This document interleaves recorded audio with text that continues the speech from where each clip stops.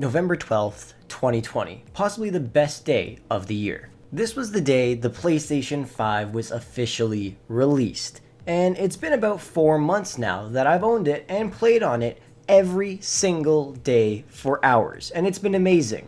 But in today's video, I'm going to be telling you guys what it's been like to own a PlayStation 5 for the past 4 months and tell you what things have gone wrong and some things that have gone great.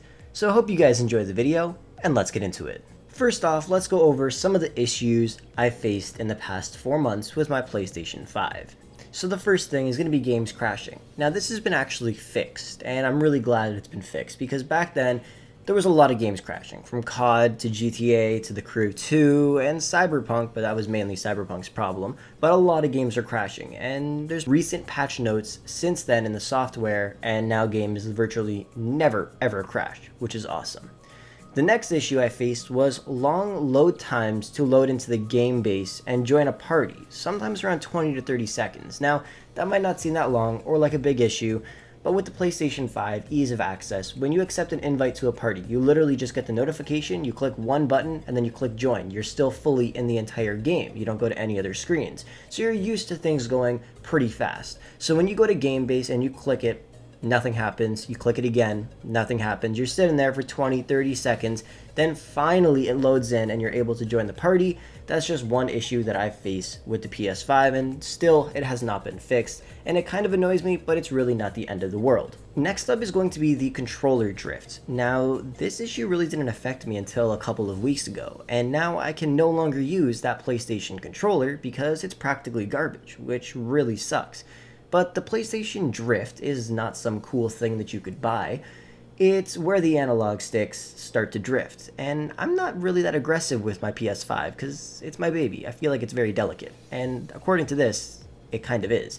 All I've been doing is just playing games, and out of nowhere, for some reason, whenever I start to turn, for some reason, the whole game just turns more than I want to. And sometimes when I'm not turning, it'll just start to turn, which hence the name Drift, because it's kind of just drifting along even when you're not telling it to, which is kind of annoying. And these controllers, they're not cheap, and it's only been 4 months and I've already faced this issue. And no, I have not been using the same controller over and over. Every day I switch them. The battery lives can last a very, very long time. I can leave them on all day and they'll still have battery life after about 6 hours or so, which is kind of crazy.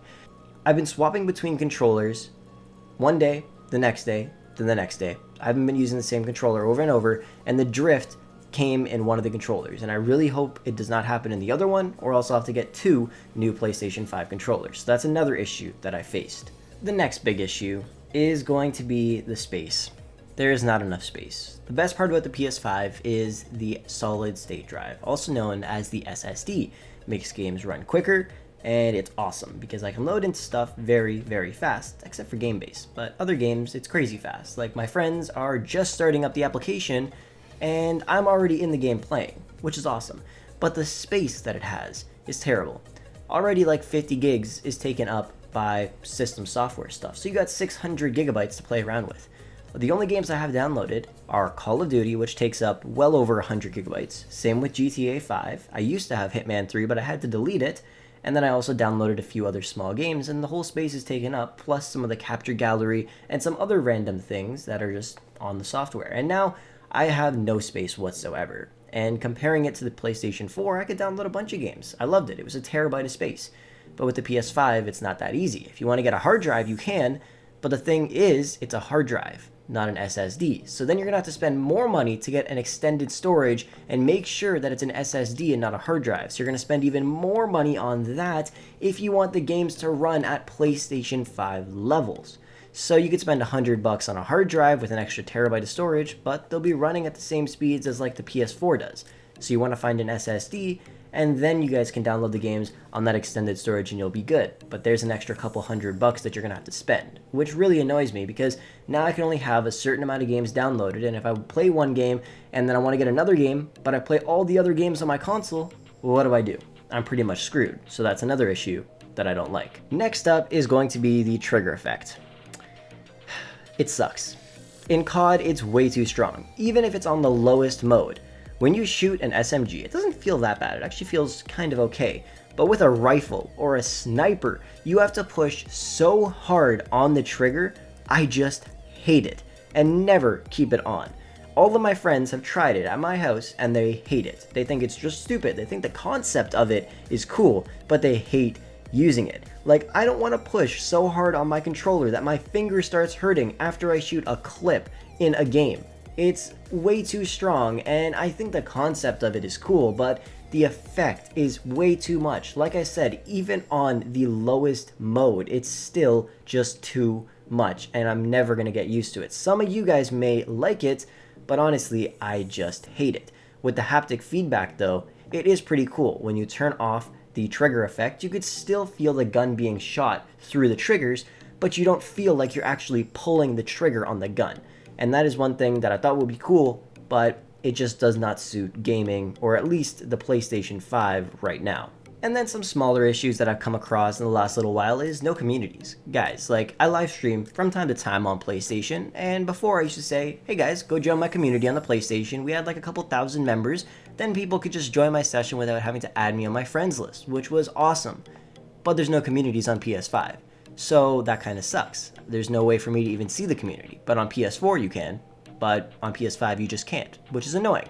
Then people will send me friend requests. I now have like 1,800 pending friend requests or something like that, and I have over 1,400 friends, which is just crazy, and there's no bulk way to delete friends at all, and for some reason, I cannot load my friend request screen on the app or on the PlayStation 5 anymore. It just does not work. Maybe it's because I have too many friend requests, I don't know, but it's so annoying and it takes forever to delete them, even on the latest and greatest console. Next up is going to be SharePlay.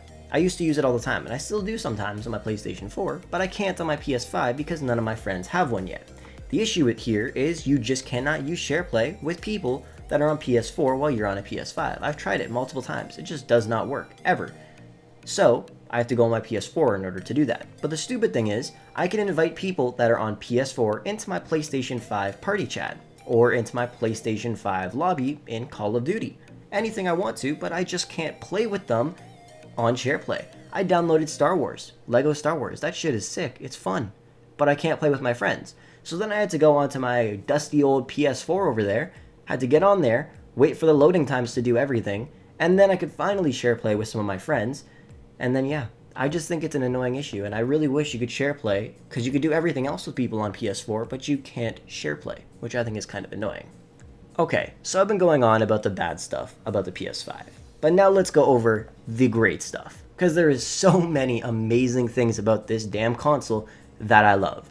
First off, the load times. They're amazing. And when I go back to my PS4 Slim or even my PS4 Pro, it takes so long to do anything, and I get very impatient after using the PS5 consistently. And I swear, Sony made the other consoles slower, like how Apple purposely makes iPhones that are no longer new much slower, so then you'll buy the newest one. But fuck Sony, because they did not make enough PS5s for everybody. So, you know what I'm saying? But yeah, the load times are outstanding, and I cannot get over them. PS4 is a load of trash now, I'm not gonna lie. That console was amazing in its prime. It was amazing 2 years ago. Now it's terrible, and I just cannot stand playing on it anymore after using a PS5. And I guarantee, once you all get a PlayStation 5, you will know exactly what I'm talking about. Exactly. Next up is a really, really cool feature. When I need to edit, test, or change my internet connection, I don't get kicked from the party. I can actually stay in the party and continue to talk to all of my friends that are in the party while changing my network, testing the connection, or editing the DNS or MTU settings in the connection settings, which is awesome. On PS4, you get kicked from the party instantly, but on PS5, that doesn't happen. And that's awesome, because sometimes you have to change your network settings, and for me, I have 2 different networks, so sometimes I have to switch it from one to another, and then I'm still in the party, still get to talk to my friends, nothing ever happens. They're like, where'd you go? I've been here the whole time, we've been talking, and it's awesome. But when they do it, they're gone from the party and they gotta rejoin and wait for those annoying ass PS4 loading times.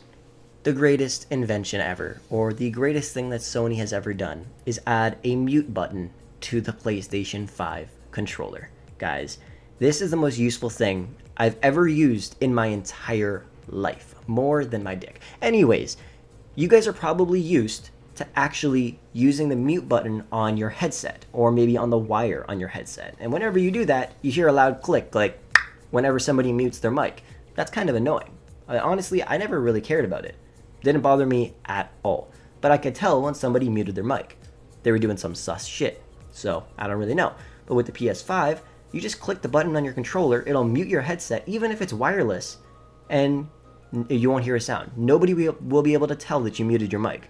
And then you can just unmute it, ease of access. That means I can walk up, go to the bathroom, click mute on my mic, no issues whatsoever. They don't even hear me get up, and then I'm back. It's like I was never gone. I was just silent for a few seconds. And I just think it's an amazing addition to the PS5, and I'm so glad they added it. Nobody asked for it, but we got it, and we love it. The next great thing about the PS5 is that it's so quiet. And it's one of my favorite things. I love this. It's dead silent, 24/7. No matter what happens, it is the quietest thing on earth. It's like, honestly, just take a listen. This thing is dead silent. Try to hear it. I'm gonna have to turn the volume up so you guys can hear it properly.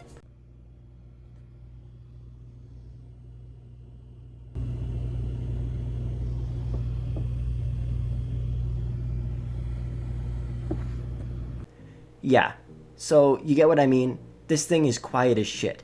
Now take a listen to what it sounds like on a PS4 during boot up.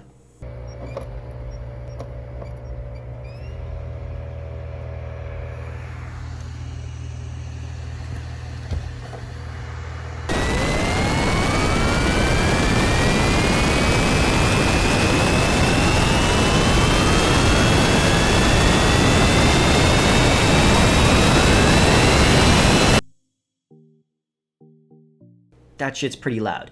By the way, when I was showing you guys what it sounds like on my PlayStation, I've been gaming on it all day. Just so you know, it's been on since I woke up like 8 hours ago, and this is how quiet it is still.